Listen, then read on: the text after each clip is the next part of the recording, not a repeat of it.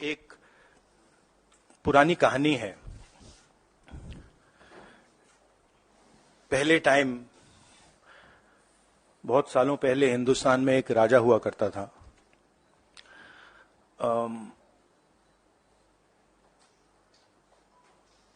उसके खिलाफ सारे लोग खड़े हो गए थे।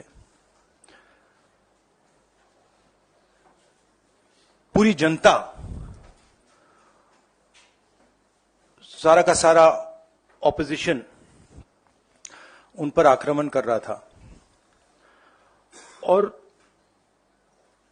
वो टेफ्लॉन जैसे थे। उन पर जितना भी आक्रमण करो कुछ होता नहीं था। तो थोड़े साल बाद जो ऑपोजिशन के लोग थे जो उसको रेजिस्ट कर रहे थे, वो बाहर एक ऋषि बैठा रहता था, उसके पास गए। उसने कहा कि बताइए, हमें बात समझ नहीं आ रही है। हम इस राजा पर 24 घंटा आक्रमण करते हैं, जनता इसके खिलाफ है, कुछ होता ही नहीं है। जितना हम इस पे आक्रमण करते हैं ऐसा लगता है कि हम गलत जगह तीर मार रहे हैं। तो ऋषि ने कहा, वो काफी नॉलेजेबल था, तो उसने कहा देखिए, एक्चुअली बात क्या है, ये जो राजा है इसकी आत्मा इसके अंदर नहीं है। इसकी आत्मा वहां पे पीछे एक छोटा सा घर है, वहां पे एक पिंजड़े में एक तोता बैठा है। इसकी जो आत्मा है ना, वो उस तोते के अंदर है। उस तोते को जाके आप पकड़ लीजिए, राजा खत्म हो जाएगा। बहुत इंटरेस्टिंग कहानी है, क्योंकि नरेंद्र मोदी जी की आत्मा अदानी में है। तोता कहीं बैठा है, राजा कहीं बैठा है, और बहुत समय के लिए सारी की सारी ऑपोजिशन राजे पे अटैक कर रही थी। मगर असलियत यह है कि राजा राजा ही नहीं है, पावर किसी और के हाथ में है, अदानी जी के हाथ में है। जैसे ही हम अदानी जी को टच करते हैं, इंटेलिजेंस एजेंसीज, स्नूपिंग, सीबीआई, मैं पहले सोचता था number 1 prime minister, number 2 Adani, number 3 Amit Shah. Actually गलत है। Number 1 Adani, number 2 prime minister, number 3 Amit Shah. अब हिंदुस्तान की पॉलिटिक्स हमें समझ आ गई है, और अदानी जी बच के नहीं निकल सकते, क्योंकि अदानी जी को हमने ऐसे घेरा है,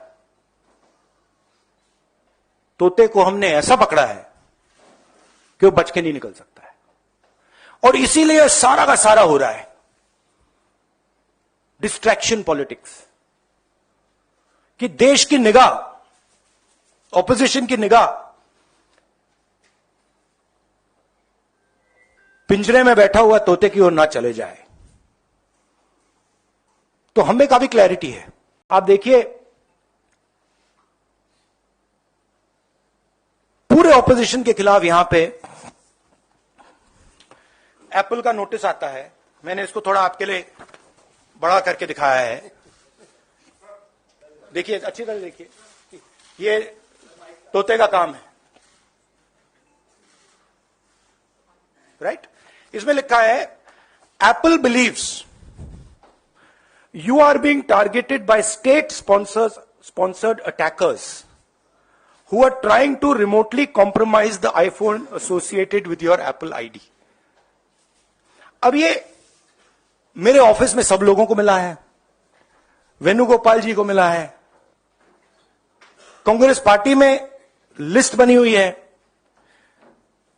पवन खेड़ा, सुप्रिया, सीताराम येचुरी, अखिलेश यादव, प्रियंका चतुर्वेदी, महुआ मोइत्रा, राघव चड्ढा, टीएस सिंहदेव, लिस्ट है। और ये सारे के सारे किसी ना किसी तरीके से इस मामले में इन्वॉल्व है।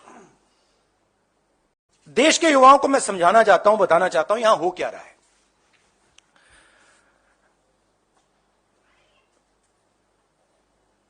आपका ध्यान कभी इधर ले जाते हैं, कभी उधर ले जाते हैं, कभी इधर ले जाते हैं। आपके दिल के अंदर गुस्सा पैदा करते हैं, और जब आपके दिल में नफरत आती है, गुस्सा आता है, जो आपका भविष्य है, जो इस देश की पूंजी है, जो इस देश का धन है, उसको उठा के ये लोग ले जाते हैं। अदानी जी को हिंदुस्तान के पोर्ट्स पकड़ा दिए, हिंदुस्तान के एयरपोर्ट्स पकड़ा दिए। मुंबई एयरपोर्ट चाहिए था, सीबीआई ईडी का प्रयोग किया, मुंबई एयरपोर्ट दे दिया। एग्रीकल्चर में कानून बना दिए अदानी जी के लिए, फूड ग्रेन्स की स्टोरेज उनके हाथ में, इंफ्रास्ट्रक्चर उनके हाथ में, आप सड़कों पे चलते हो, सीमेंट उनके हाथ में। तो पूरा का पूरा देश ये 3-4 लोगों को पकड़ा रहे हैं। नुकसान किसका हो रहा है? हिंदुस्तान के युवा का हो रहा है। आपसे ये कहते हैं कि आप जाइए पढ़ाई कीजिए, आप जाइए आईएएस बनिए, आप जाइए इंजीनियर बनिए। आप में से 1% इंजीनियर बनेगा, 1% डॉक्टर बनेगा, 0.0000001% आईएएस बनेगा। तो ये आपको झूठे भविष्य का वायदा करते हैं, और जो आपका धन है आपके आंखों के सामने आपसे छीन के ले जा रहे हैं। यह हिंदुस्तान की आज सच्चाई है। कम लोग हैं जो इसके खिलाफ लड़ रहे हैं, मगर हम डरने वाले नहीं हैं, हम लड़ने वाले लोग हैं, हम पीछे नहीं हटेंगे।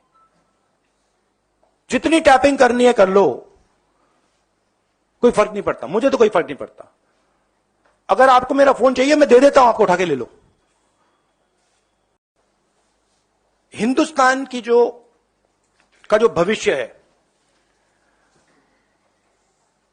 उसके लिए सबसे जरूरी चीज न्याय है। अगर इस देश में, इस देश की जनता को, इस देश के युवाओं को न्याय ना मिले तो यह देश आगे नहीं बढ़ सकता है।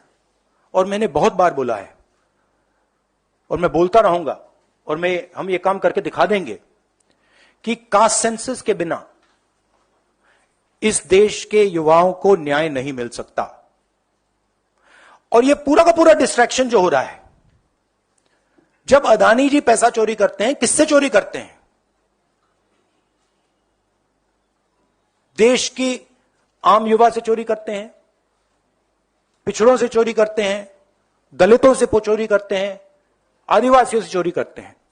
जब अदानी जी कोयले में, ऑस्ट्रेलिया में जब नाव चलती है, यहां आती है, जब वो ओवर इनवॉइसिंग करते हैं, तो अदानी जी किसकी जेब से चोरी कर रहे हैं पैसा? जो आप बिजली खरीदते हो उसमें अदानी टैक्स है, ट्रेन में आप जाते हो उसमें अदानी टैक्स है, फ्रेट घूमता है उस पर अडानी टैक्स है। टैक्स किससे, कहां से आ रहा है? पिछड़ों की जेब से, दलितों की जेब से, आदिवासियों की जेब से, गरीब लोगों की जेब से, छोटे व्यापारियों की जेब से, और पूरा का पूरा ट्रांसफर इनकी जेब में हो रहा है। जिस लेवल का मोनोपोलाइजेशन हो रहा है, ठीक है, उससे सारे लोगों पर असर पड़ रहा है। आप झिझक के क्वेश्चन पूछ रहे हो, जनरली आप नहीं, बट जनरली जो आप थोड़ा घबरा के क्वेश्चंस पूछते हो, उसी मोनोपोली का असर है। ठीक है, कोई गैस सिलेंडर 1000 रुपए का दे रहा है, उसका लिंकेज है कोयले से, उसका भी कारण मोनोपोली अदानी। एयरपोर्ट में अदानी, माल अंदर आता है हिंदुस्तान में अदानी। तो मोनोपोली का इफेक्ट सिर्फ पॉलिटिकल लोगों को नहीं हो रहा है। हिंदुस्तान दो भागों में बट रहा है, एक प्रो मोनोपोली, एक एंटी मोनोपोली। जो अदानी जी के खिलाफ बिजनेस वाले लोग हैं वो भी इस बात को समझ रहे हैं, दे आर एंटी मोनोपोली।